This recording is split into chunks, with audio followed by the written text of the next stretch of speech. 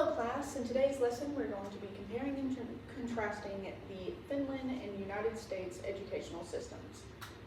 We will start first with their philosophies, move on to their historical backgrounds, discuss the differences between the education and training that their teachers have to go through, and then discuss the structure of the schooling. To begin, the Finns believe that education is a human right and a public good. The goal behind education is to promote equality and the growth behind humanity and morals for all. They believe that every student deserves the same quality of education, regardless of background. Schooling should also nurture to the whole student, academically, socially, and cognitively. In the United States, education is based more on an individual achievement and competitive level. There's more emphasis on success and standardized testing, and they want to close achievement gaps because, again, there's more emphasis on performance.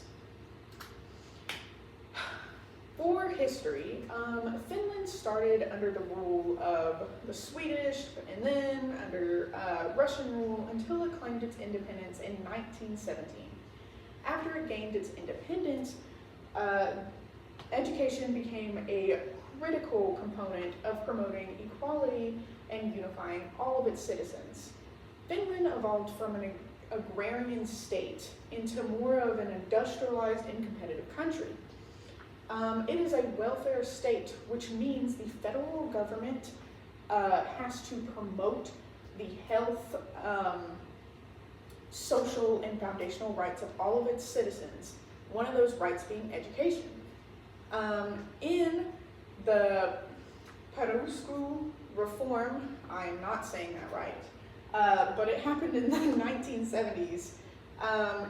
It moved education from more of an ability and tracking approach to a more comprehensive schooling for all of its students.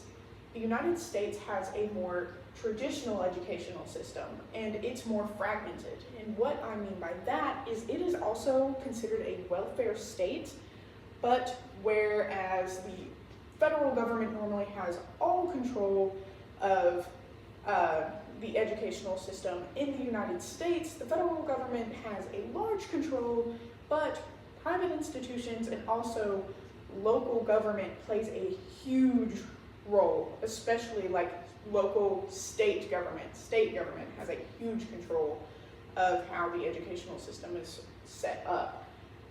Since the No Child Left Behind Act, schools have been more and more focused on performance levels because the better students perform, the more funding the school gets.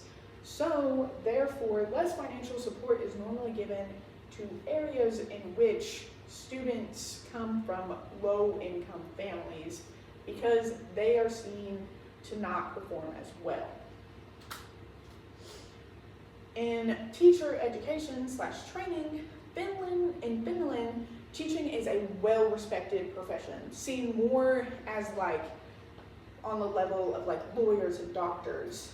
A master's degree is required for most teaching, except for pre-K and kindergarten. You only need a bachelor's degree. The teacher's education is normally free, but really rigorous. It is a difficult job to get into, with only 10 to 15% of applicants being accepted. And because they're so highly trained, more people respect and trust teachers to do their job. In the United States, only a bachelor's degree is normally required, and the program is not as rigorous or not seen as rigorous as in Finland. Teachers, there are normally a high acceptance rate because it's always a needed profession. But they are not as well respected, they're normally underpaid, they have to do a lot in their job, and so roughly 40 to 50% of teachers leave the job within their first 5 years. Finally, the school structure is set up differently as well. In Finland, all students have to follow the same national core curriculum, not just state, but national. There's no standardized testing. The only large, big test they have to do is a test to get accepted into college or a university. Their levels are set up differently than ours. They start with pre-primary, which is pre-K and kindergarten. They move to comprehensive. In the comprehensive level, there's two. There's primary schooling, which compared to the United States is more like 1st through 6th. There's lower secondary school, which is 7th through 10th. Then there's post-comprehensive, which is upper secondary school, which is 10th through 12th, and then after that, college and university. In the United States, there is a large focus on standardized testing, and funding varies on quality and performance. Our levels is elementary, which is pre-K through 6, middle school, which is 6th through 8, high school, which is 9th through 12th, and then college/university level. And those are the resources used to make all of this. Thank you so much.